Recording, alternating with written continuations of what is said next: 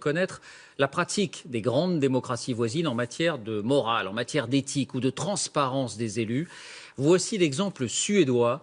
Il est saisissant. Envoyés spéciaux Stéphanie Pérez, Sylvain Gio.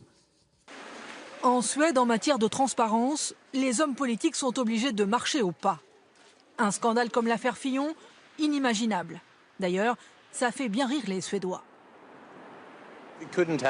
Ça ne pourrait pas arriver en Suède. On sait précisément ce que font les gens ici. Donc, oui, c'est vraiment drôle. Ici, tout est transparent. Vous pouvez connaître les revenus de vos voisins, des hommes politiques. La Suède, c'est le pays où une ministre, Mona Sahlin, a été obligée de démissionner en 1995. Elle avait utilisé sa carte bancaire professionnelle pour 1 000 € de dépenses privées.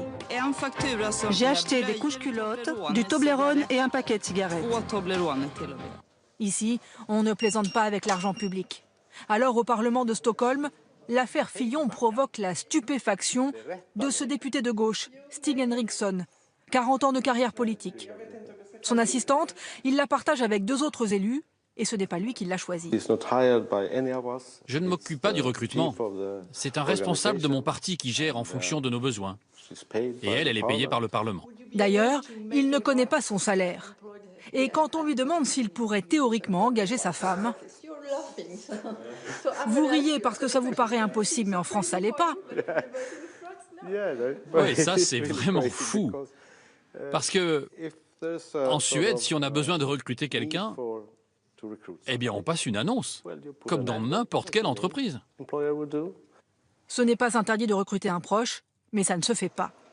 Et les dépenses des élus sont strictement contrôlées.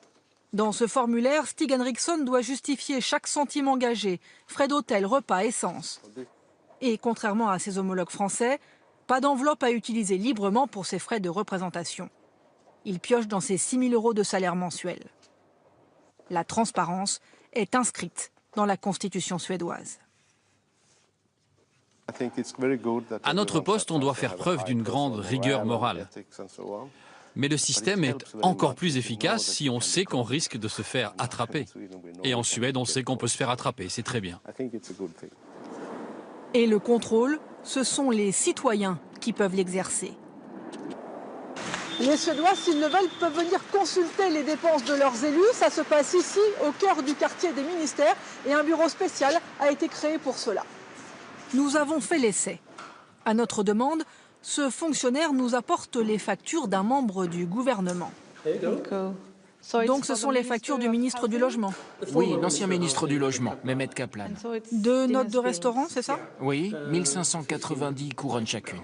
Soit 166 € par note, pour un dîner avec 5 invités, dont les noms sont indiqués. Pour surveiller l'argent public, les Suédois se sont organisés. Christian Ekström préside une association de contribuables. Il est devenu le gendarme des dépenses nationales pour une bonne raison. On paye des impôts très élevés en Suède. Donc c'est important de surveiller comment les hommes politiques dépensent notre argent. Et de leur dire, vous avez le pouvoir, mais on vous contrôle. Et si vous gaspillez l'argent des contribuables, on sera sur votre dos. Un système qui fait ses preuves. La Suède se classe chaque